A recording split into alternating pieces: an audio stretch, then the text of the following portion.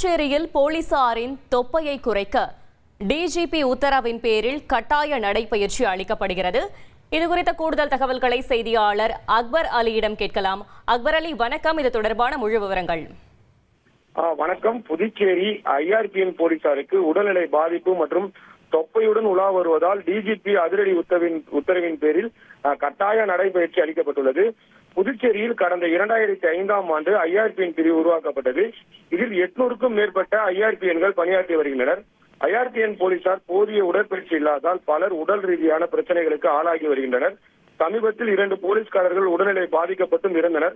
மேலும் பல ஐஆர்பிஎன் போலீசார் தொப்பையுடன் உலா வருகின்றனர். இதனால் முன்னாள் முதல்வர், எஸ்பிக்கள், உதவி கமாண்டன்ட் உள்ளிட்ட அதிகாரிகள் வீடுகளில் பணியாற்றி வரும் ஐஆர்பிஎன் போலீசாருக்கு உடற்பயிற்சி அளிக்க டிஜிபி ஷாலினி சிங் உத்தரவிட்டார். முதற்கட்டமாக போலீஸ் உயர் அதிகாரிகள் வீடுகளில் பணியாற்றும் 70 ஐஆர்பிஎன் போலீசாருக்கு நடைபயிற்சி நடைபெற்றது. இந்த நடைபயிற்சியால் உடல் ஆரோக்கியமாகவும் அதேவேளை காவல்துறையினர் குற்ற சம்பவங்களை தடுக்க அணிவகுப்பு நடத்தியது என 2 நன்மைகள் உள்ளதால் புதுச்சேரி ஐஆர்பிஎன் பிரிவு போலீசார் தொடர்ந்து தினம்தோறும் நடைபயிற்சியில் ஈடுபட வேண்டும் என அதிரடியாகவே டிஜிபி உத்தரவிட்டிருந்தார். இந்நிலையில் உதயஞ்சாலை இன்ஸ்பெக்டர் செந்தில்குமார் தலைமையில் உதயஞ்சாலை காவல் நிலையத்திற்கு உட்பட்ட வம்பாக்கேரப்பாளையம், வான்றப்பேட்டை மற்றும் உருளையன்பேட்டை போலீஸ் நிலையத்திற்கு உட்பட்ட குற்ற சம்பவங்கள் அதிகம் நடைபெறும் பகுதிகள் மற்றும் குற்ற செயலில் ஈடுபடுபவர்கள் இருக்கும் பகுதிகளில் நடைபயிற்சியோடு அணிவகுப்பும் மேற்கொண்டனர்.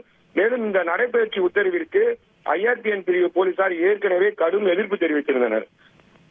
தகவல்களுக்கு நன்றி அக்பர் அலி.